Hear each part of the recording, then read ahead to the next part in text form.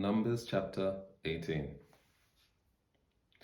The Lord said to Aaron, "You and your sons and your ancestral house with you shall bear responsibility for offenses connected with the sanctuary, while you and your sons alone shall bear responsibility for offenses connected with the priesthood.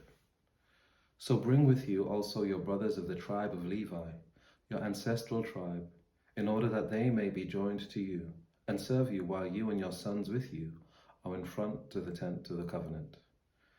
They shall perform duties for you and for the whole tent, but they must not approach either the utensils of the sanctuary or the altar, otherwise both they and you will die. They are attached to you in order to perform the duties of the tent of meeting, for all the service of the tent. No outsider shall approach you. You yourself shall perform the duties of the sanctuaries and the duties of the altar, so that wrath may never again come upon the Israelites. It is I who now take your brother Levites from among the Israelites. They are now yours as a gift, dedicated to the Lord to perform the service of the tent of meeting. But you and your sons with you shall diligently perform your priestly duties in all that concerns the altar and the area behind the curtain. I give your priesthood as a gift. Any outsider who approaches shall be put to death." The Lord spoke to Aaron, "I have given you charge over the offerings made to me, all the holy gifts of the Israelites.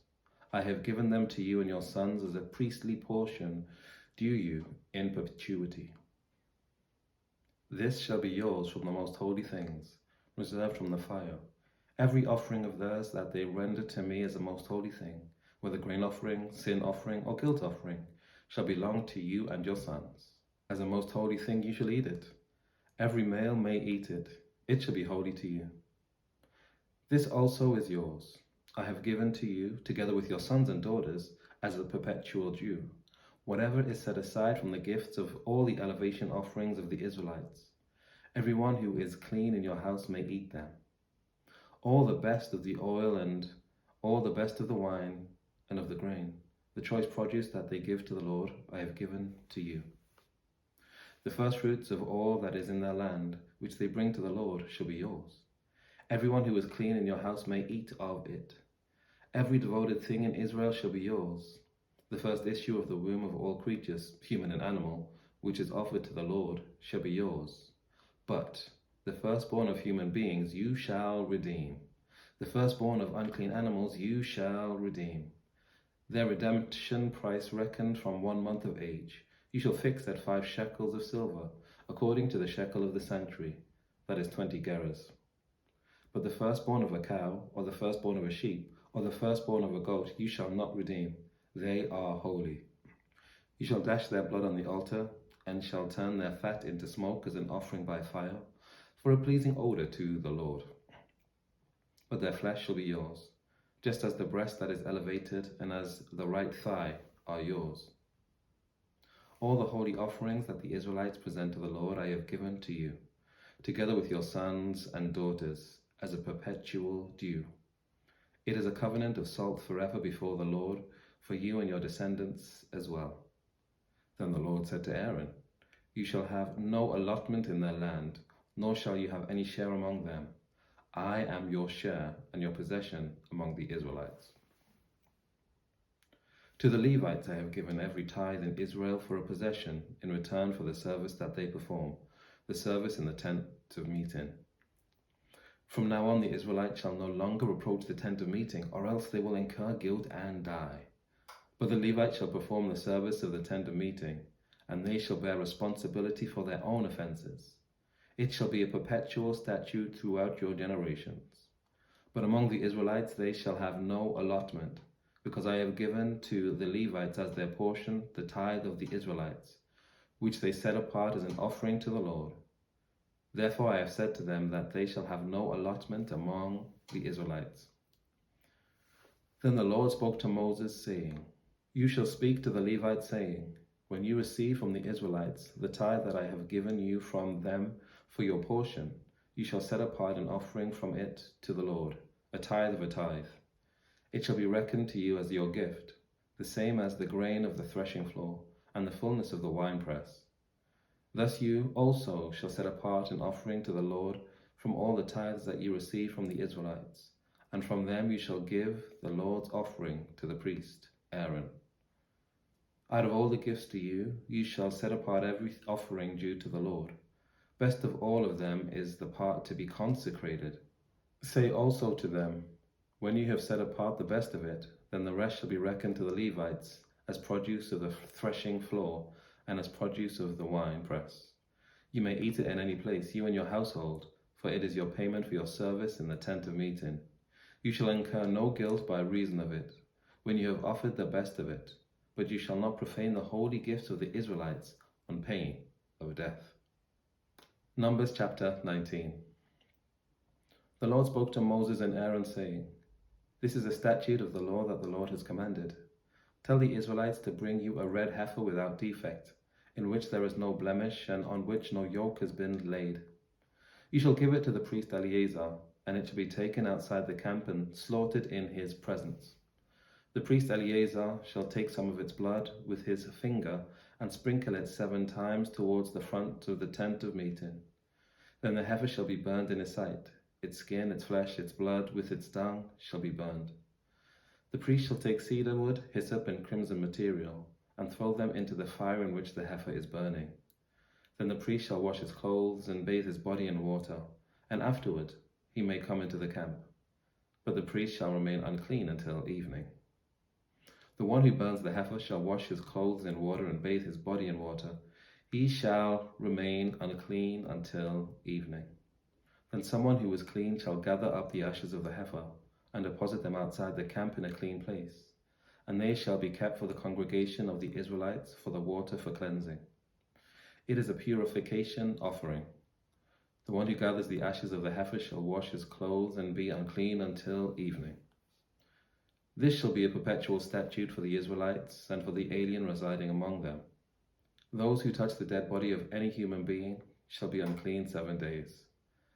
They shall purify themselves with water on the 3rd day and on the 7th day, and so be clean. But if they do not purify themselves on the 3rd day and on the 7th day, they will not become clean.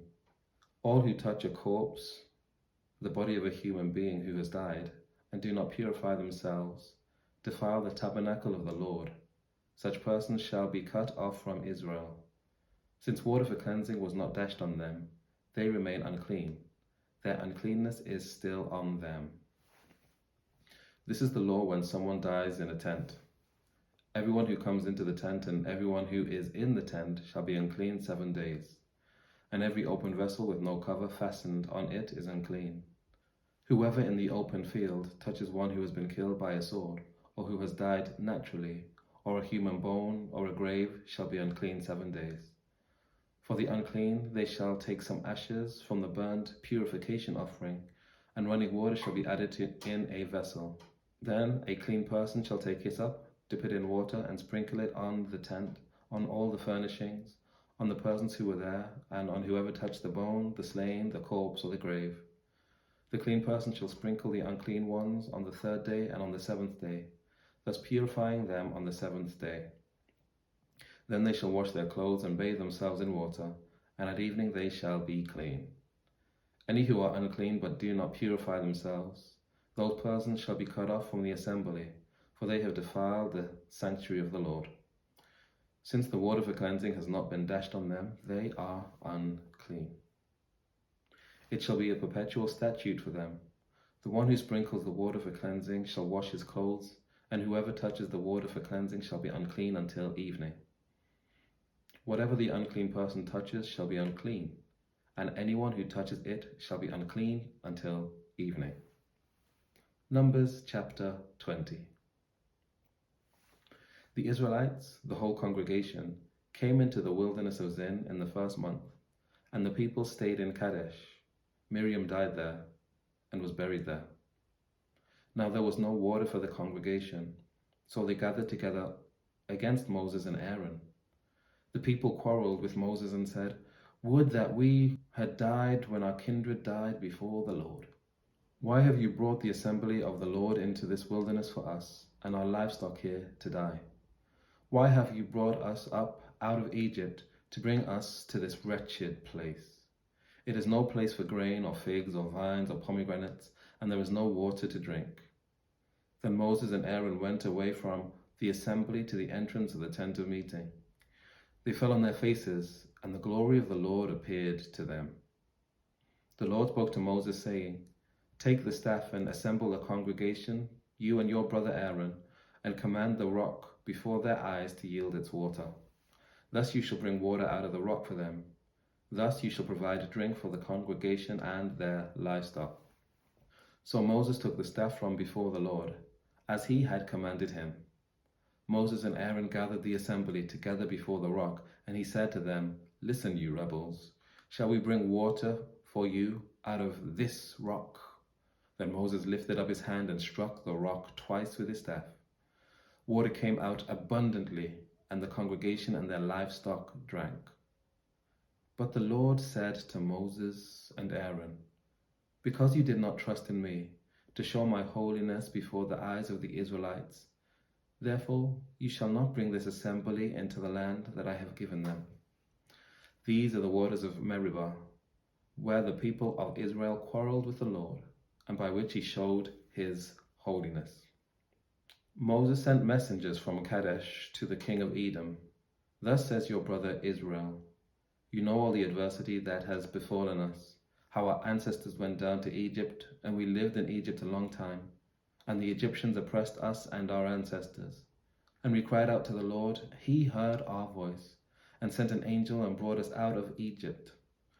And here we are in Kadesh, a town on the edge of your territory. Now let us pass through your land. We will not pass through field or vineyard or drink water from any well. We will go along the king's highway, not turning aside to the right hand or to the left until we have passed through your territory." But Edom said to him, "You shall not pass through, or we will come out with the sword against you." The Israelites said to him, "We will stay on the highway, and if we drink of your water, we and our livestock, then we will pay for it. It is only a small matter, just let us pass through 1 foot." But he said, "You shall not pass through."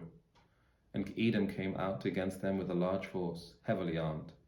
Thus Edom refused to give Israel passage through their territory, so Israel turned away from them. They set out from Kadesh, and the Israelites, the whole congregation, came out to Mount Hor.